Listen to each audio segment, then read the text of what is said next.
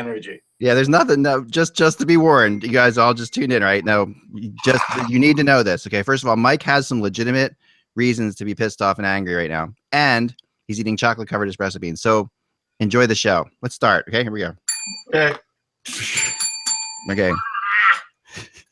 Hello, Hockey World. It's Wednesday, November 16th, 2016. I'm Michael Lagello. I'm Russ Cohen from Sportsology. And I'm Eklund, and you're watching the Hockey BuzzCast on HockeyBuzz.com. This is the podcast that comes every Monday through Friday at this time to fill you in on the comings and goings in the hockey world. And today, a lot of goings, a lot of injuries, a lot of to report, a lot of dismay, and not just minor injuries, like major players going down, all-stars, big time players today. So the latest are, I guess, the biggest injury. It's hard to really describe which is the biggest, but let's start with Steven Stamkos, who obviously looks like maybe a meniscus tear. I'm hearing. Hard to say. There's different. Yeah, I mean, I saw the play, and I'm okay. Yeah, I'm not a physician. I'm playing one on a webcast. You are a physician, but go ahead, continue. But it was an odd looking play, and every time there's an odd looking play and it's a knee, I think the worst, and the worst is ACL. I hope it's not the case. Yeah, I really do. Yeah, me too. I'm not even going to speculate because but we don't know. He's going back to Tampa. He's going to have the knee looked at. They'll find out what the problem is. If it's a meniscus tear or whatever, that's 4 to 6 weeks. I mean, I blew my knee out walking away from doing the dishes. I just washed the dishes as pre-dishwasher, and I walked away and my knee blew out. I heard it pop.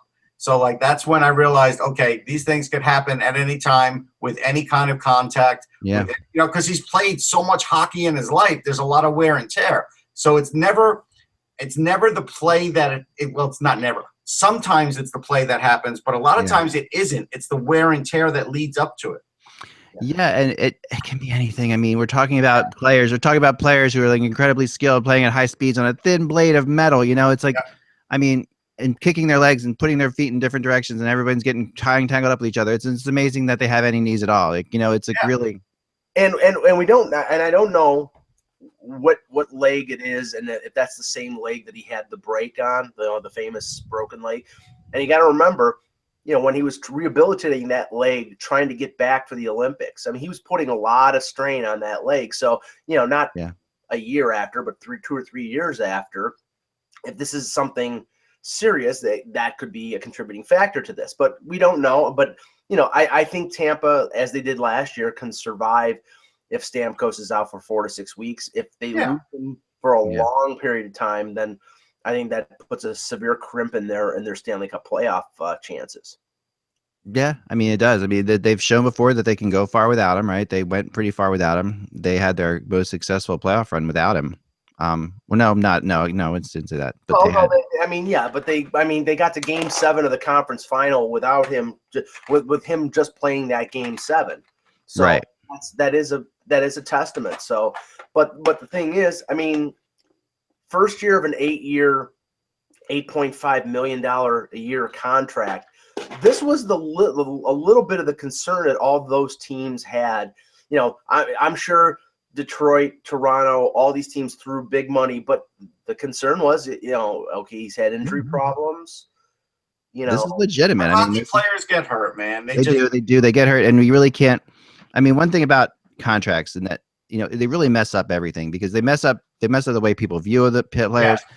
They mess up the way the players view themselves. I mean, look what's happening with Monahan and Gaudreau in Calgary, right? I mean, it's just like big contracts, they screw with your head. And the best thing to do is just put it away. Like, you sign that deal, and that's it. That you're done with it. When I signed my big deal for this show, I literally put it right behind me. I know you did, and I was impressed by that, because it was years of negotiations, Russ, and it was and you weren't an easy person to negotiate. You and your agent really drove us. No, I'll tell you what put me over the top.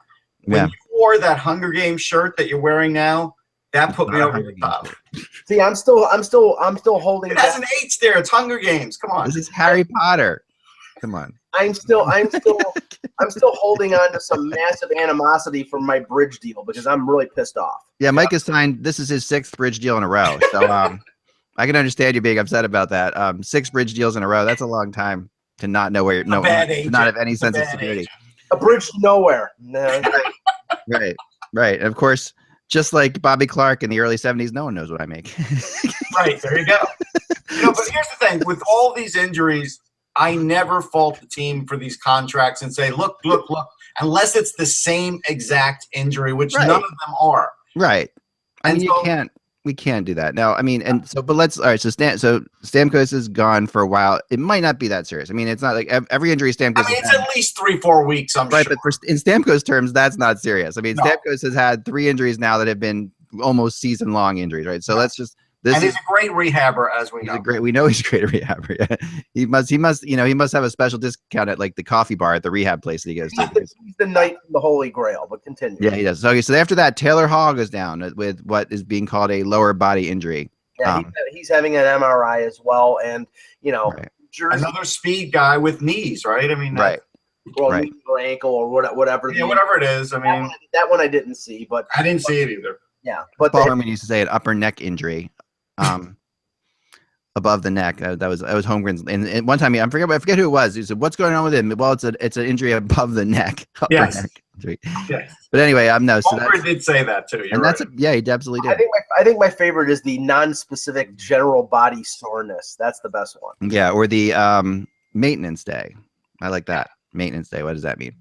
Is that a day the guys get to go get their cars inspected? I mean, we all need those days. I mean, that's what it sounds like. You know what's funny? I'm gonna harken back to a time where maintenance day was not a part of the vernacular for hockey terms, and the first time I can recall hearing it was when all of a sudden Mike Richards started taking a lot of maintenance days. Mike Richards was the maintenance day king. Like when I think of maintenance day, I think of that as a Mike Richards day. I think that's what it should be called from now on. You're taking a Mike Richards day. Where's Mike? Maintenance day. Okay. It's a Mike Richards day. He's taking a Mike Richards day. We'll call it that from now on. That was when I really tuned into maintenance day. Yeah, but that's been that since then. That people are like, ooh, that's a good way to confuse the media. Let's use that one. We'll throw that one out there. Really confused, as you know. I wish they would just be honest. He really, the guy has let his car inspection slip. Like, I mean, I had to get my car inspected yesterday. It was due at the end of October. I've been driving around in fear for a couple of days. I think that's good. So I took a maintenance day and got my car inspected. That's something I had to do. I mean, I'm sure these guys have to get their car inspected. So there you go. So there you have it. All right. Maybe so you should just be in fear of your driving, and that's why Eric's always driving. Yeah. No. Yeah. No. That's the truth. That's been going on forever, so we don't want to go there. Okay. So I never drove ever, and I've driven thousands of miles with Eric. Never driven. He's an excellent nighttime driver. She'll tell you, but and for some reason, no one likes my style of driving. So that's why we do. I drive by myself. I've been in the car with you. I know why. It's not that bad. You were in the car with me when we had the Jeep with the top off and it started snowing, Mike. That's something I'll remember. I know. That's a good time. That was a fun time. I'm holding on to the bar like I'm ready to fly out of it. I know. We had the Jeep with no top on it, and we pulled into I think a Chinese restaurant to get some food or something like that, and then it started to snow. And I had the top at home, of course. So I'm like, oh, this is gonna be good. We'll get home. Don't worry. All right. Then we moved to Gaudreau, Johnny Gaudreau, who has a injury, possibly a broken finger. It's been confirmed as a broken finger. He's going to have surgery. It's at least 4 to 6 weeks. And you know what? Right now, I mean, that's the worst thing that could possibly happen for them. Calgary's been the biggest disappointment so far this year with the talent that they have. Yep. Maybe we're not even 20 games into the season, but honestly, I think they're in the Nolan Patrick sweepstakes. Oh, they are. They're totally in. They're right. They're right in there. Yeah, and they're just not going to be able to get out of it. Like, it's just by the time Gaudreau's back, wow, they're going to be. This will be a first that a top draft pick goes to the province called Alberta. We haven't seen that. You don't see top draft picks ending up in Alberta every day. There you go. But knowing their luck, they'll finish in 30th place and they'll pick 4th. Right, they'll finish in 30th place. Edmonton will miss the playoffs on the last day of the season, and Edmonton will get the top pick overall. Right. So that's how it'll go. All right. So that's Gaudreau. Calgary. That's a whole other ball. Although they won last night, didn't they? I mean, they had a nice little victory last night, but they're still Gaudreau and Monahan. Perfect example of completely. And then there's another injury, right? There's a 4th injury. Well, I know that you mentioned in your blog about Jaden. Oh yeah, Jaden Schwartz, who returned last night to play, but still, there's still concerns about his foot, whether or not he came back and played with a broken foot. It's a hockey player, so who knows? One of the Blues beat reporters put the lines out for their practice this morning, and Schwartz was playing on the left wing. Okay, so he's okay. So that's good. That's good news. Like that kid will play. Oh yeah, no, I mean, he's definitely a crazy tough guy. Yeah. But that we will get into the rumors with Shattenkirk and all that stuff in a second. That's for sure. And because they are hot and heavy. But I think we really have to discuss the fact that the City of Pain last night received a heck of a game out of their underachieving Maple Leafs.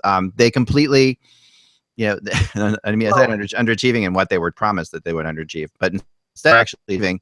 And so you get a hat trick out of the often rumored to be traded James Van Riemsdyk, and you get Marner and Babcock coming out and saying about Marner, I've never coached a kid that young, that good. Now, does that mean he has never coached him that good, or does that mean that Marner is good himself? Because that's what I was confused about. The way the statement reads, I think I've never coached a kid that young. That's Marner. You're reading too much into it. No, but maybe he's just saying that he's never been that good at coaching. Well, look, he didn't say it about Stanislav Chistov when he was with Anaheim, and he made it to the Stanley Cup in his rookie year. So I'm going to say it's Marner. Although ironically, Russ, he did mention Chistov in the. No, he did. Yeah, he said Chistov played with the sweet Sammy Paulson and Stumpy Thomas.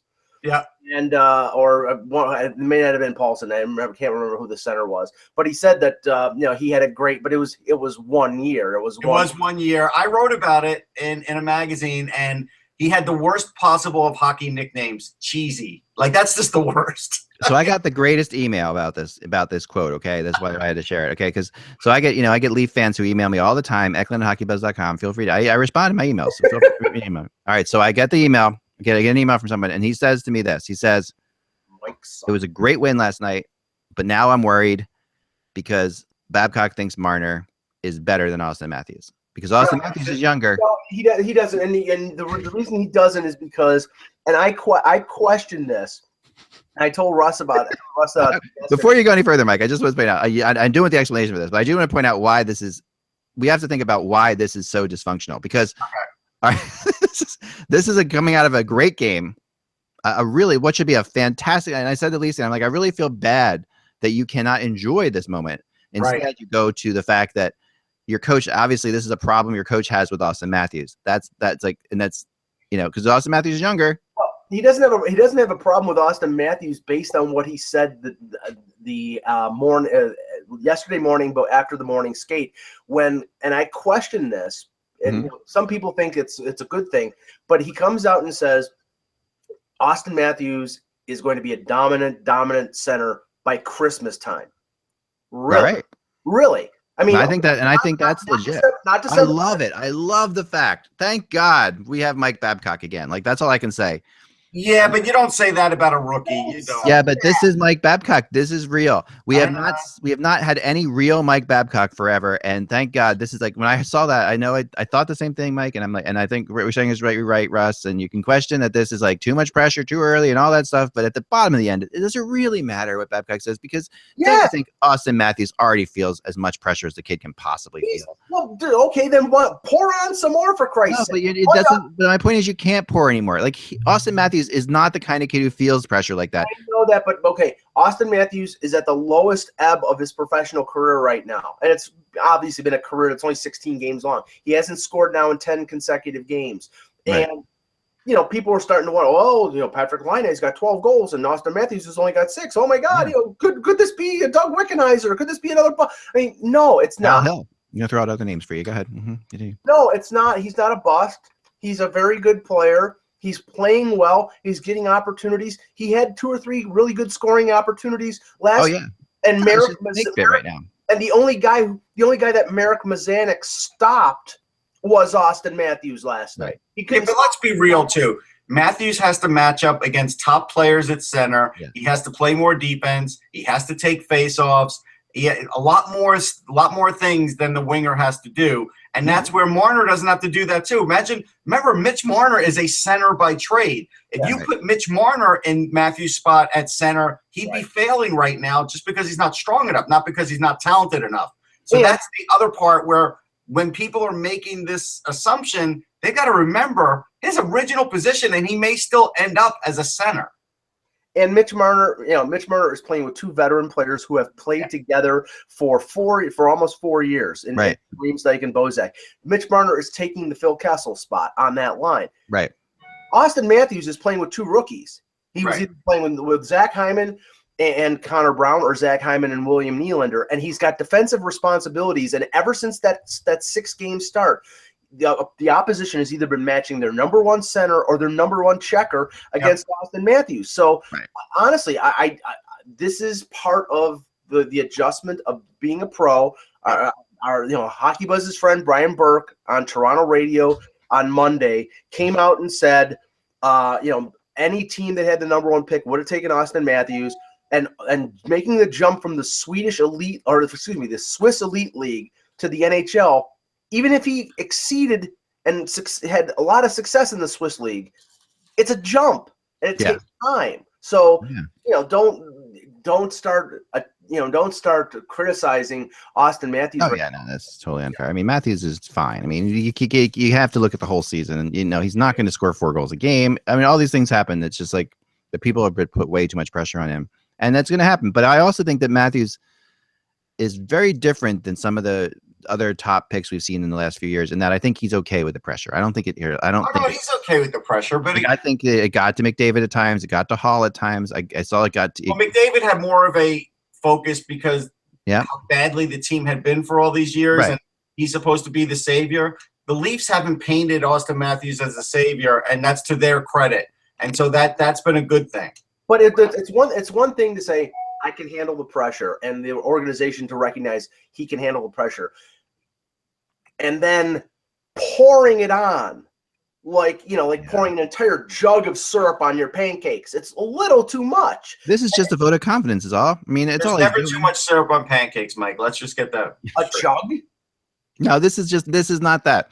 Remember, Babcock is counterintuitive, right? A lot of times what he does. So what he's doing here is he's simply going to Austin Matthews and saying, you're still a great player. Don't worry about it. That's really what he's saying. It's really more of the opposite direction. He's like, I don't care that you haven't scored in a couple games. You're going to be dominant, and you're going to be a dominant player by Christmas, and that's okay. And all he's doing is trying to show Matthews that he's not concerned about it, so not to worry about it. Yeah, no, I agree with that. I think that's fair. But this is what you have to realize. If December 26th, Austin Matthews, if by Boxing Day, Austin Matthews is not, quote, a dominant center, then the Toronto media is going to say, hey, Mike, what's going on? He's not dominant. Yeah, I got to tell you, no rookie is a dominant center. Nobody. Right. It's the same issue with the literalness of this email that I got, about Marner. I mean, let's not take everything so crazy literally. We're not. I mean, he's also. I mean, I was looking up Babcock. What age did Babcock first coach Crosby? On the Canadian team. I mean, this is just a coach giving some praise to his younger players and boosting them up, and he's respected. So if the Toronto media is going to go after them and he senses that, he's going to do this. He's going to shield them in one way or the other, and this is one way of shielding it. And it is also honestly probably how Babcock feels, because Babcock is not the guy we've seen over the last couple of years in Toronto, where he is so conservative and so just well on point. That's not Mike Babcock. He's not an on point type guy. So what I was happy about here is, okay, we're finally seeing him actually be real, and maybe that's even an exaggeration, but I just think that what's happening here is the aspect of him. He's just trying to give his players some confidence. At the end of the day, last night, the Maple Leafs took apart the Nashville Predators, and the Predators are a good team. We can sit there and say Pekka Rinne is not without Pekka Rinne, they haven't been very good, and they haven't been, and they never are. But and there's no Carter Hutton to step in and save them this year, so they're really in a different spot. So told you he was valuable. I always said he was. So Van Riemsdyk gets the hat trick. Van Riemsdyk, the great thing about Van Riemsdyk getting a hat trick is Van Riemsdyk is streaky in general. So, this means that you're not just going to get like 6 goals in the next 9, in the next 5 games from him, that kind of thing. That line has been their most consistent line. I mean, Marner is, I believe now he's second in the NHL in rookie scoring behind Laine. Bozak has played very well. I think Bozak has been probably consistently Matthews is a rookie, so you can't really rate him. But I think Bozak's been their most consistent center ahead of Nazem Kadri, and Kadri's got 7 goals, but Bozak, I think, has been consistent throughout.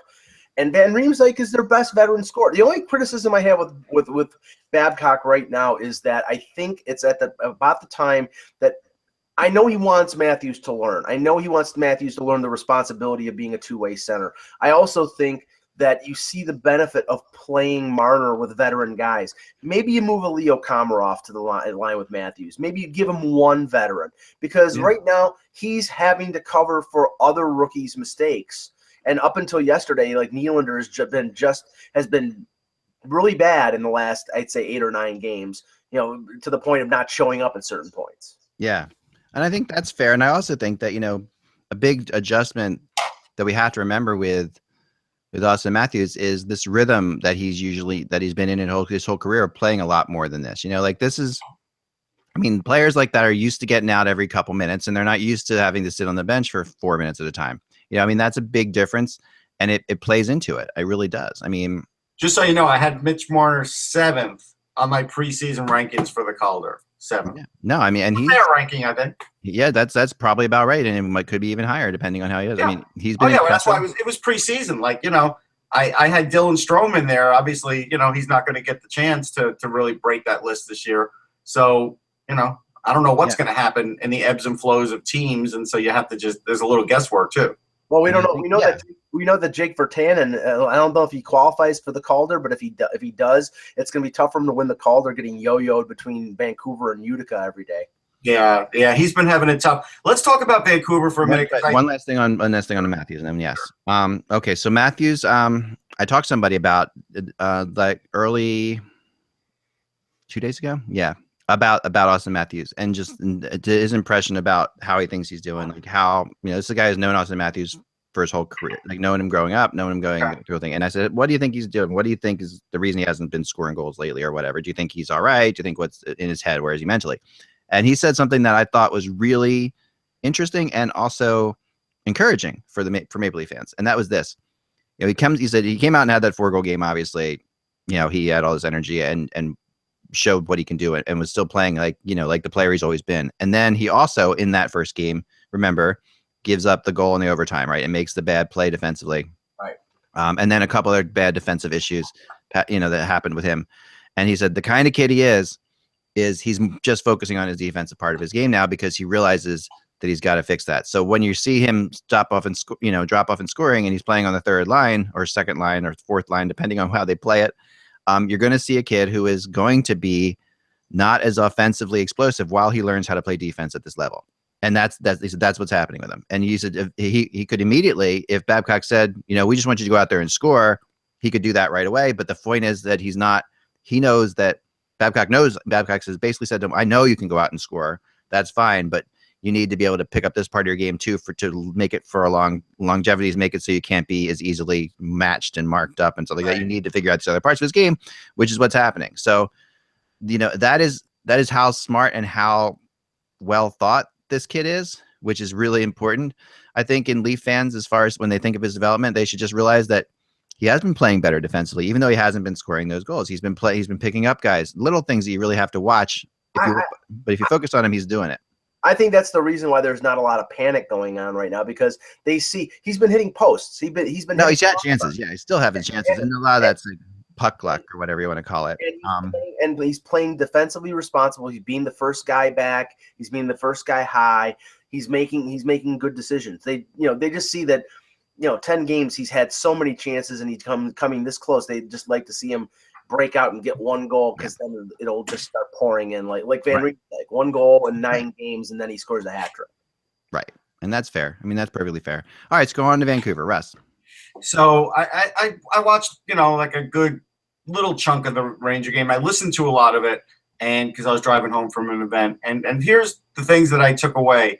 When you're sort of like a marginal defensive team like the Vancouver Canucks, they made a huge error against the Rangers. Again, they were pinching defensemen a little too much. JT Miller gets open. JT Miller's just piling on the points. Yeah. I think when he sees you, he will laugh at you for your doubting him as far as being a potential scorer, because he's doing every little thing, deflections, getting in the crease, things that you thought maybe Rick Nash would have done like for many other years. but has finally done it this year. Now that Are you saying I should fear JT Miller, Russ? Is that what you're trying to say? No, but I'm saying like JT Miller has some of the attributes you wish Rick Nash would have. No question. I mean, he would be a 50-goal scorer, Rick Nash. I never saw him as this kind of player, and and so I think that's all I'm saying. JT Miller's never gonna score 40 goals like Rick Nash, but it could have made Nash like a 50-goal scorer. That's all I'm saying. He's on pace to do it. Yeah, but he's not gonna do it. But the point is, there was a play yesterday where the Rangers are breaking out. The pass goes to Kevin Hayes, and the Vancouver defensemen, I wish I had the Madden board here. They all sort of get back, and they figure the best play to do is we're just going to give him space. So Hayes moves in like another 10 feet and slaps it right past Markstrom. And it's like, guys, you cannot give this team an inch. And so, like, teams literally need to practice to play the Rangers right now. Yeah. If you don't, there's going to be moments where they're going to be exposed, and that was a different kind of exposed, because the kind of exposed we're used to seeing is them getting behind the defense. This was a situation where the defense is sort of like playing a prevent, and they got killed on that too. And so, and Lundqvist just made some incredible saves. Like, he's playing at the top of his career now. If Carey Price is the best goalie in hockey, then Lundqvist is the second best. We know that Vancouver had that quick start, but it was sort of it was smoke and mirrors. It was not a reality of how bad this team is, and now they've gone into this tailspin. And Bob McKenzie yesterday reported that Vancouver's GM Jim Benning apparently has contacted the Sabres to check on the availability of Evander Kane, which, knowing what's going on with Evander Kane in Buffalo, I'm saying, where do you want me to send him? Yeah.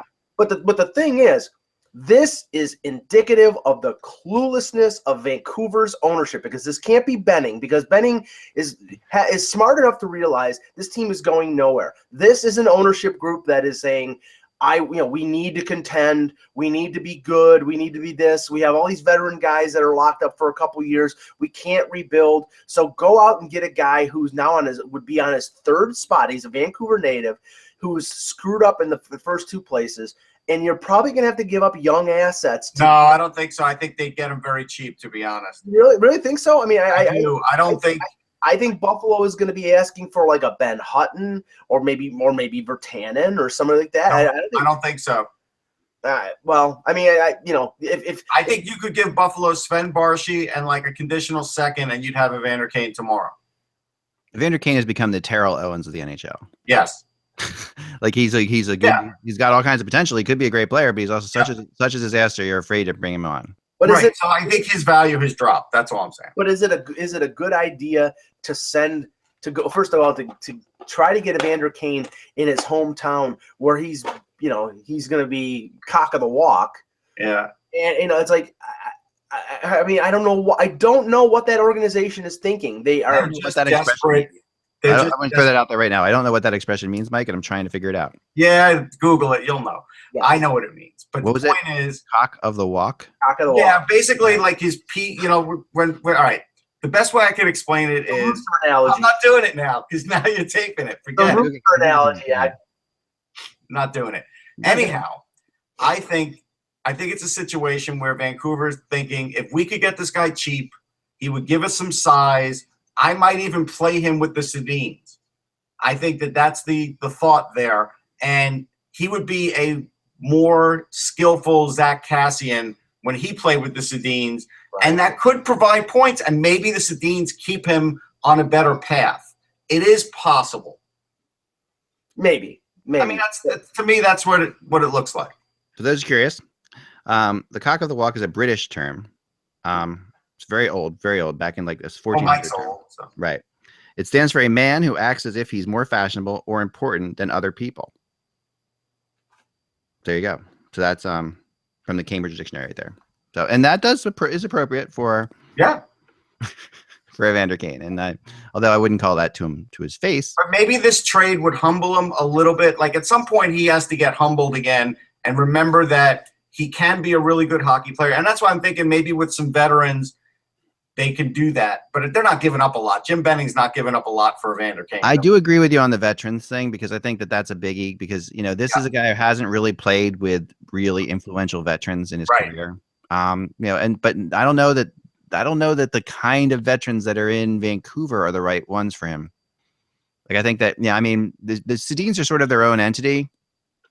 Yeah. At least in my experience with them, I don't think they're the kind that are going to straighten out Evander Kane. They sort of do their own thing. I don't know. That could be like a great buddy movie. Like the Evander Kane. Like, I would pay to see that behind the scenes. That would be fascinating. That's a cock. No. I mean, that's a Whoa. Sorry. Cock and bull story. No. I was trying to say. Caught me while I was eating something. Sorry. I was trying to say that's a good cop film I would like to see. Oh, yeah, okay. Evander Kane and the two Sedins. Not anyway, what I was saying. For another espresso bean. Right. Okay. It's interesting. It's interesting. So anyhow, Vancouver, they've got some work to do. Clearly, Markstrom was hung out to dry on a few of those goals for sure. And the Rangers get 7. I mean, this is just incredible, the amount of goals that they're I gave up when they had like 70 goals on the season. Like they're getting to the point where it's 1980 scoring now for them. Yes. Well, we're seeing some 80s scoring and all over the place. No, I mean, really are.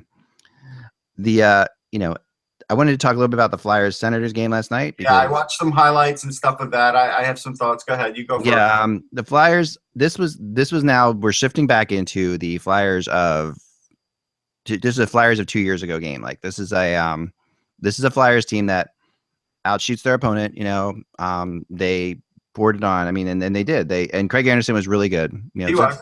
And then sometimes goaltending is the goalie's really good, and sometimes it's that, you know, 35 shots don't really feel like 35 shots, and that's sort of what it felt like to me. More, it was like there were some good chances, but not like to 10 bellers. Like necessarily, there were a couple really good saves, but the Flyers, you know, it's a matter of having finishers, you know, and their finishers just weren't playing well. Like it really wasn't a game. It wasn't a good game for Voracek or Giroux or anybody. Like no one really showed up, and at the end of the day, they lost a game the way they lost a lot of games 2 years ago, which was giving up a goal very late and then losing in a shootout, which has always been Steve Mason's Achilles heel, right? So, you know, that's a big issue for them still. And although Mason, I thought, played pretty well, played a good game.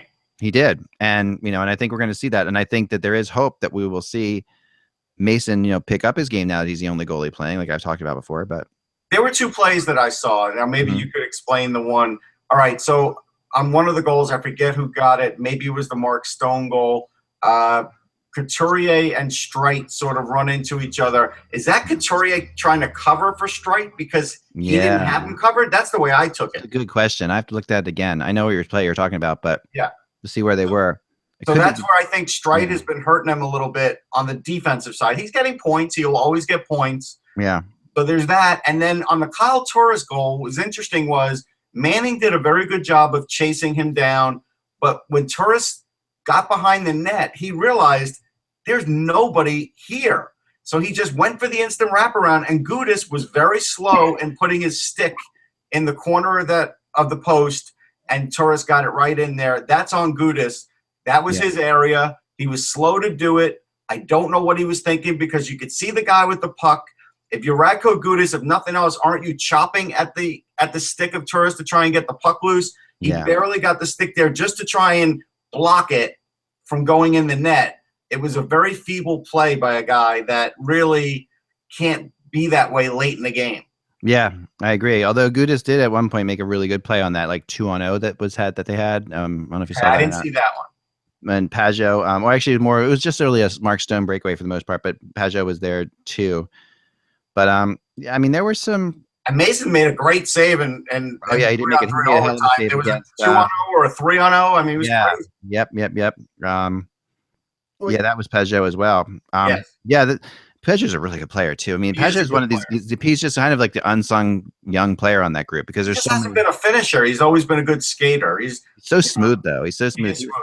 He does have. He reminds me a little bit of like of Sam Gagner, like when Sam Gagner's at his best, you know, like when Gagner's. But nowhere the offensive talent. I mean, the funny thing is that Ottawa over the last couple of years has had, a lot of the same type of player, and that's probably one of the reasons why they got rid of Shane Prince, because him, Lazar, Peugeot, all these smaller, quick, skilled forwards. But you can't have too many of those guys, and that's the problem. So they got rid of Prince for basically nothing. I think it was a draft pick, right? Yeah, it was a draft pick. It was like a third. Yeah. You have to give credit to the Columbus Blue Jackets yesterday, beating, I think it was the Caps 2-1. Yeah. And Zach Werenski, I don't know if you saw the goal. Oh, yeah. Oh my goodness! I mean, pick the corner with, I think it was like 5 or 6 minutes left to go in regulation, and then Cam Atkinson gets the winner in overtime. I mean, the criticism of John Tortorella has just disappeared. I'm going to throw this out there. It has nothing to do with John Tortorella. And I don't mean to be a jerk about it. I just honestly think that this is a talented team that has had a couple years of crazy injuries and then lost their confidence and lost their way.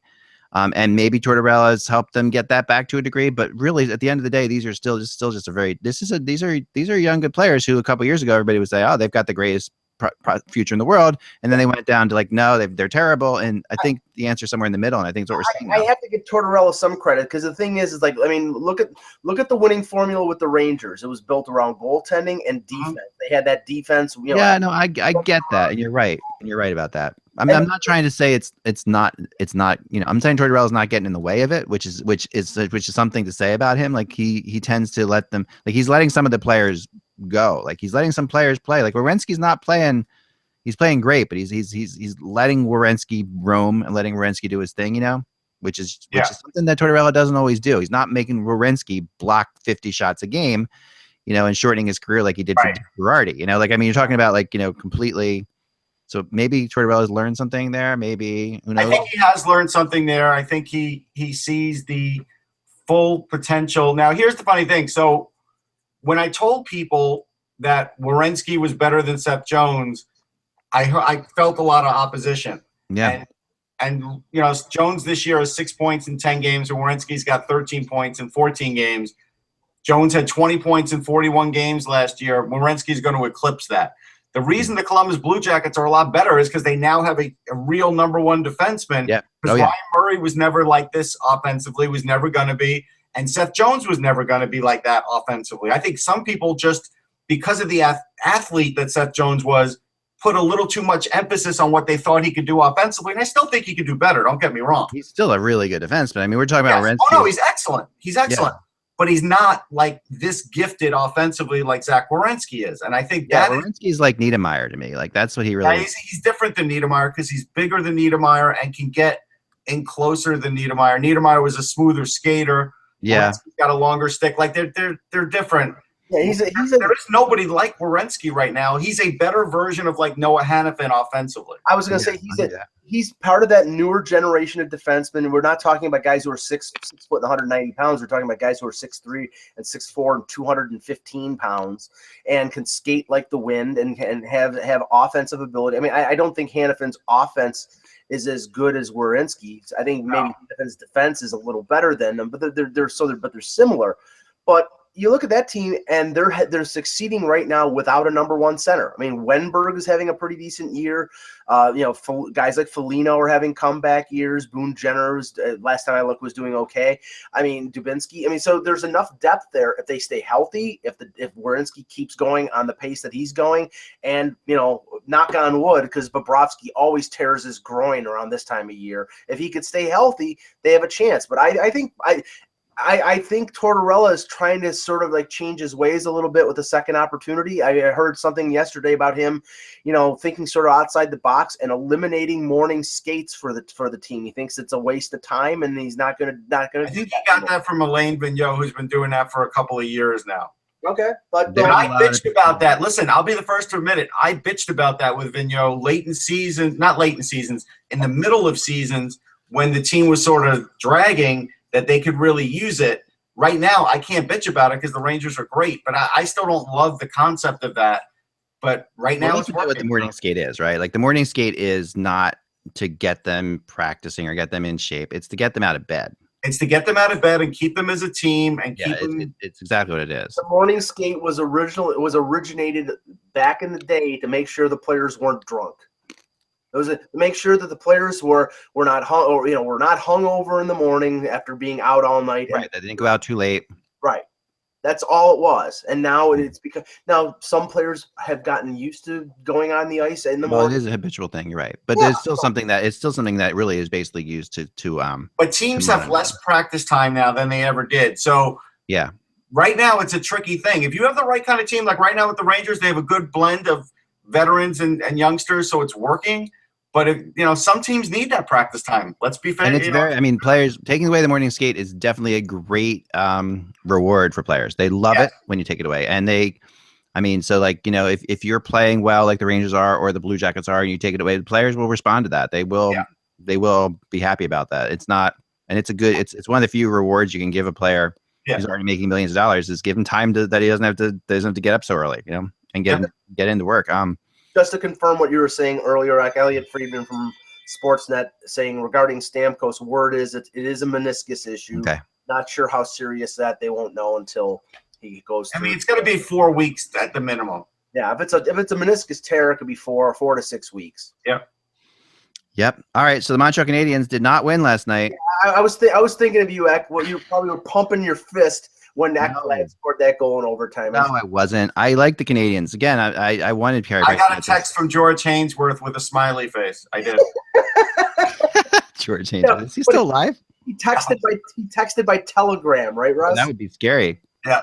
That's an interesting text to get from beyond the grave. No, but I mean, they did manage to get they did manage to hide him from Chicago to try to win this record. And then last night they played him against Florida, who you would think would be a lot easier than Chicago. But, you're seeing both the Canadians now have lost a couple games in two of their last 3. Maybe they should have played Al Montoya because Al Montoya would have had that revenge factor because he played for Florida last year and Florida let him go. So it could have been revenge. Right. Yeah, right. The Oilers have lost 4 in a row, right? So you're looking at the Canadians and Oilers are both coming back maybe a little bit to reality. I don't know. I mean, it's hard to say. I mean, the Oilers definitely have a lot more problems than the Canadians do right now. But the Oilers are also not. They're also running into the same kind of bad luck, and they're getting great goaltending. They're running into last night. Gibson was phenomenal in that game. And that's why the Ducks won. I mean, the Oilers outshot them. They outplayed them most of the game. But the Ducks, Gibson was great and picked up the win.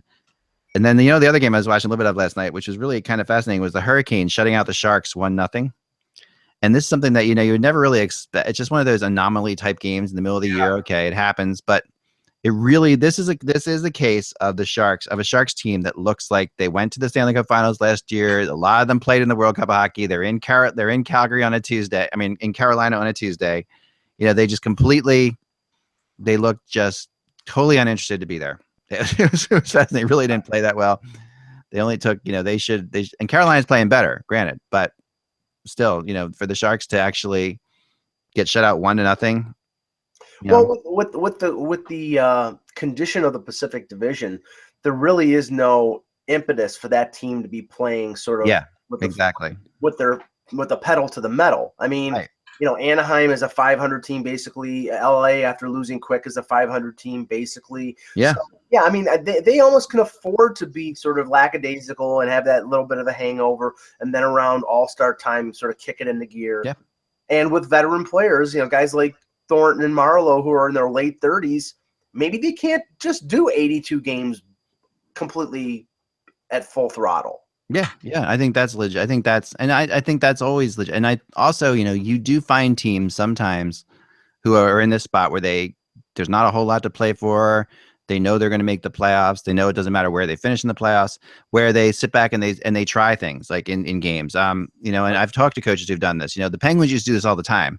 When they were running the Stanley Cup for a couple years in a row, they would take games where they would just work on, okay, today we're going to try to score, without a power play or whatever, just different, or we're going to try to make sure we when we're working on the boards, or we're just going to dump the puck in, or we're only going to carry the puck in. And they just can work on things in a game sometimes because, like you say, they don't have a lot of practice time, and they know that and they kind of look to good coaches look to keep it interesting for players somehow. So I mean, I don't know if any of that was happening last night, or if it was just a Kansas case where they just didn't really show up. But it was then. So here's the thing. We should mention the New Jersey Devils. I mean, they're 9-3-3. Yeah. Corey Schneider's got a .929 save percentage, which is tremendous. I've said this before. I shouldn't say it again because I don't want to like act like an idiot. But Damon Severson's got 12 points in 15 games, right? When he got drafted, I said that to me, that was the steal of the draft. Here are some players that were taken ahead of Damon Severson. Now, like Boo Nieves from the Rangers just played his first NHL game last night. If you go back, Martin Furk, Detroit was 49th overall. The Flyers drafted Stellaris 45th overall. Severson was drafted 60th. Wow. We could go Jake McCabe, 44th overall. Nice defenseman, not as good as Severson. Patrick Seeloff, who's only played one NHL game so far, 42nd overall, not as good as Severson. Like Severson literally slipped through so many different teams. It's incredible. Matt Finn was taken over Damon Severson, Mike. There you go. This is a kid who really gets no press. Thanks for reminding me, Rose. You're welcome. I just thought you should know. No press, and he's second or third in his team in scoring. We keep talking about all these great defensemen, and he's having one of the best years too. And I know. In New Jersey, it's just like, we can't talk about him. He's actually tied for the point lead for the team with 12 with Taylor Hall, and now with Hall out. And again, we should talk about P.A. Parento because why does he keep getting traded? All he does is put points up. Now, it's not big points, but he's got 5 goals in 15 games. Teams would pay for that. The knock on Parento has always been the same, and it is that he doesn't score important times. Like when things get tough, he will put up points in November, or not, in October. But when it gets down to it, when you got to make the playoffs, or when you're in the playoffs, Parento will disappear. That's always been the case. But he's gonna be effective for you now, and he also needs to play a lot. He needs to play a lot of minutes. And I can say that there were no important times with the Leafs last year. He did score. I think he scored 20 goals. But the thing that's hilarious about him is the Islanders signed him. The Islanders are looking for a winger for John Tavares. They had P.A. Parento, and they put him on waivers, and look what he's doing right now. Garth, what the hell were you thinking? Yeah, that's a big gaffe. Along with probably also something else. I remember, just to throw this out there, like sometimes you don't know what's going on with players behind the scenes. Yeah. And I don't know anything personally in this situation, besides the fact that what I said there. I've heard that's the knock that I hear on Parento. But besides that, I don't know. I remember a long time ago, I'm just throwing this out there, and the case of the NHL. There was a player who was getting traded from team to team to team to team to team like this, and not basically. But he was good. He was putting up points, and not great points, but just like Parento, kind of like the same kind of thing. Like he was a better than average scorer. Statistically, you're like, why is he getting moved? Why is no one re-signing him? And then it came out, and I don't think this is the case with Parento, but I'm just throwing out that weird situations happen behind the scenes. It came out a long time after that I talked to a player who was on one of those teams he played on, and he's like, he was a real big born-again Christian and was really in the locker room and there's nothing wrong with that at all, of course. I've got relatives that are born-again Christians, but in the locker room, he was very evangelical. He was pushing it on people. He was very much in their face, this guy I'm talking about. I won't even say who it was. And it rubbed a lot of players the wrong way. So even though he put up points and stuff like that, players were uncomfortable around him, and they didn't hate him, but at the same time, and they didn't want to hold it against him, his faith, but they just didn't like the in their face aspect to it. They were being polite about it, but they were like, this is a little bit too much. And this kind of stuff does happen. Now, I'm not saying, I don't know what it is with Parento. I don't think it was that was the case, because he was well liked in the Toronto locker room last year. The only reason that they didn't trade him at the deadline, because there was a lot of interest in him, is he got hurt like 2 or 3 days before the deadline, and that sort of cooled the interest. But there was talk during this offseason about him bringing him back because he fit in well. He played on the number 1 line for times, played on the number 2 line. But then again, like I heard about the same thing, like I said, he played in Toronto where the pressure was never really on. Right. Well, that's you're right. All right. So the Devils are the biggest number anomaly in the NHL right now, because they're a point ahead Washington. They're a point behind Pittsburgh. They only have 37 goals. The Rangers have 72 goals in first place. They only have 37 goals, but they've only given up 31. So they have a +6 differential, which is amazing. And here's the other thing, and I didn't know this, and we probably all weren't thinking about it. While Montreal kept getting lauded for being undefeated, so are the Devils at home. They're undefeated at home. Yep. Yeah, I know. It's really, they're the surprise. And the funny thing is, I think people, just because they are 9-3-1, they're 6 games over 500, right? So when you look at that, and they're what, a +6, right? Right. That's not that's not normal either. So there's weird things like that. That's Yeah, it's an anomaly. It is. Usually, for every game you're over 500, you would at least expect to be like 1.5 goals or whatever. You'd expect to be like, or two goals even. You'd expect to be a +12 if there's 6 games over 500. Right. Not a +6. Right. Which shows that the games you've lost, you've either gotten blown out in, or you're just barely winning any games at all. You're winning games by 1 goal all the time. Or your goaltending's that good that you're in. Well, your goaltending is good. I mean, 31 goals against is very good, right? There's no question that's one of the best in the league. So, and again, when do we recognize Corey Schneider for being a top 5 goalie in this league? Because he is. I recognize him as that last year. Yeah. No, I think he is, and it's funny because.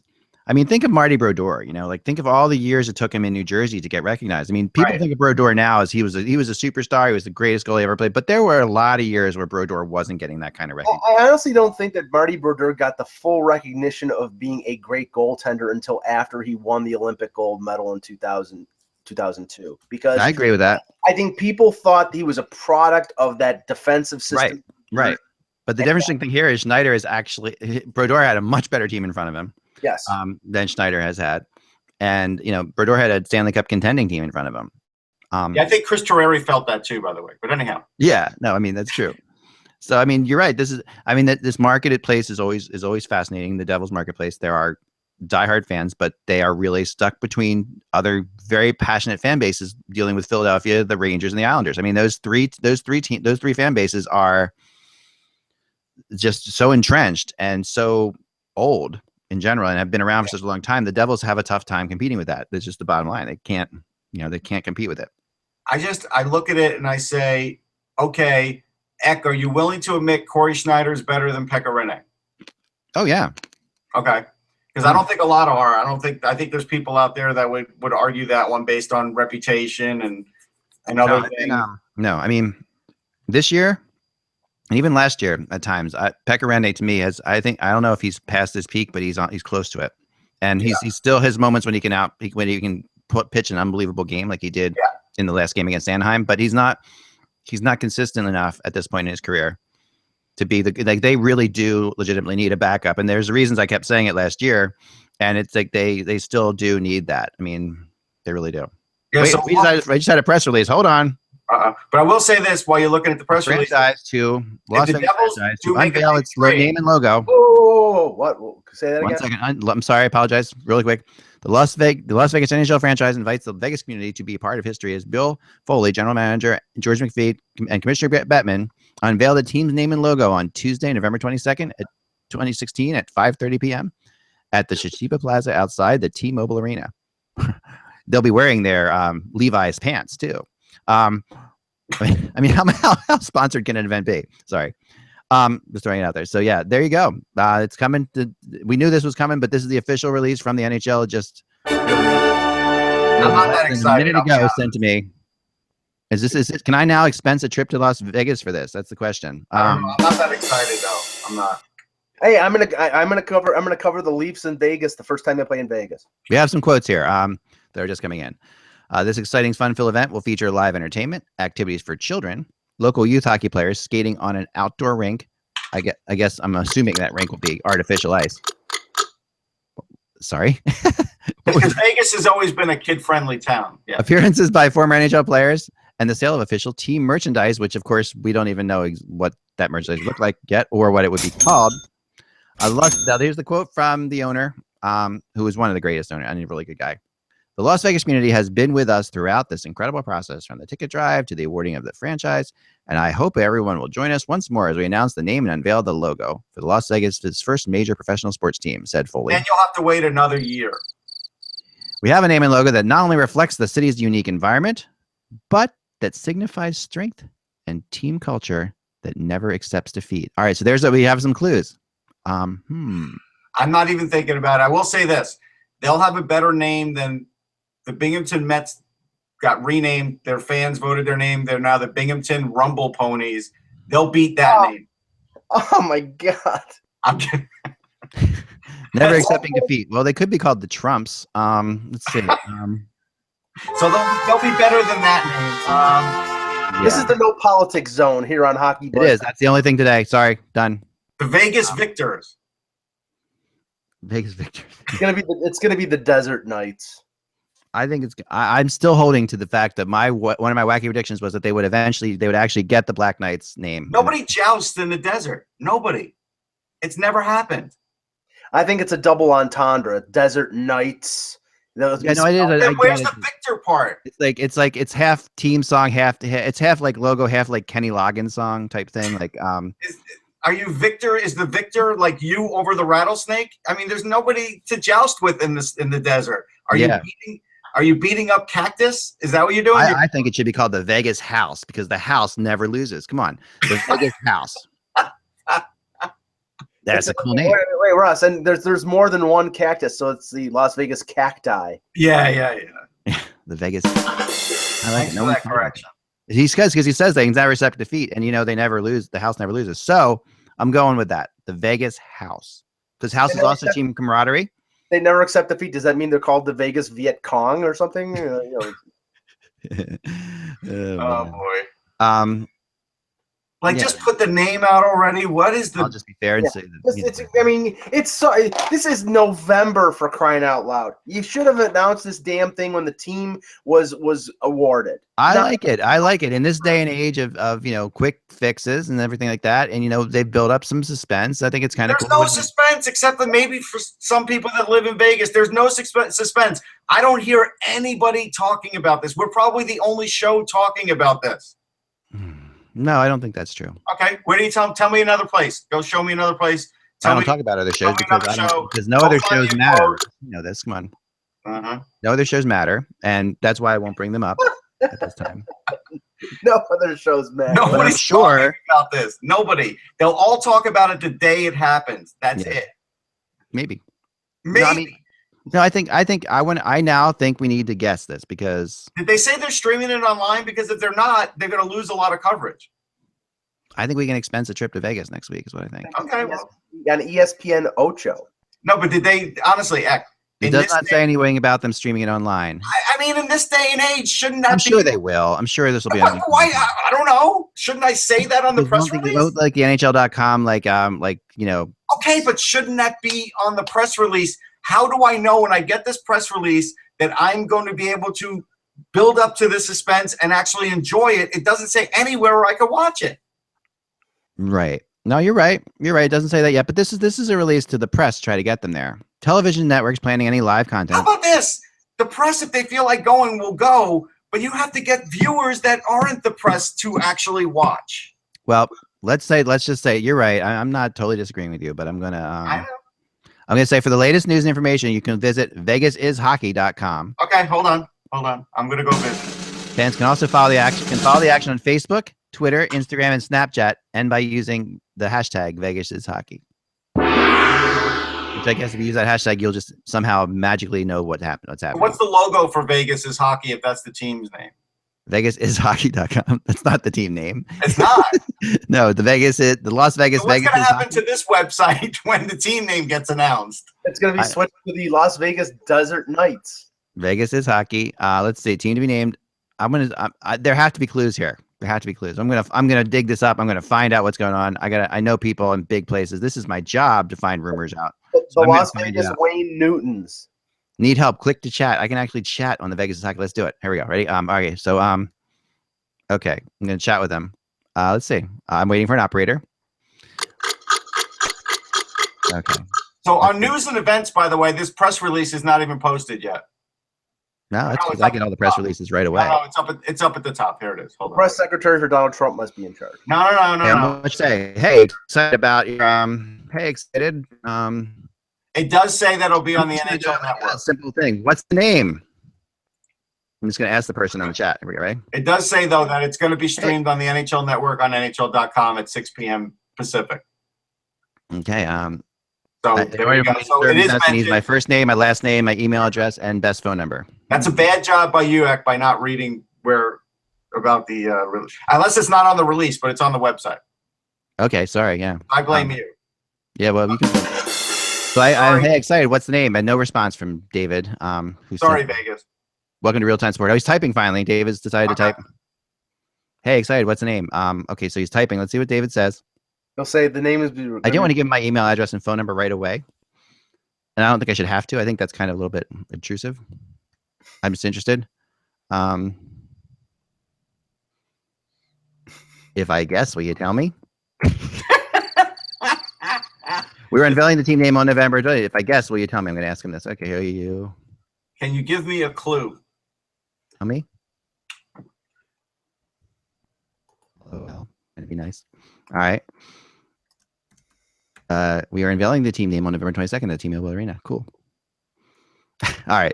Anyway, this is not exciting to you guys. I know. I thought I might, trying to get some scoops. I will continue my discussion with David after we end the show. If I find out anything later. All right. I don't think that's it, Mike. The name you put into our chat. All right. Lots of games tonight. Enjoy tonight. Remember, without the buzz, it is just hockey. We will talk to you tomorrow. Thanks for watching and supporting us. Thank you.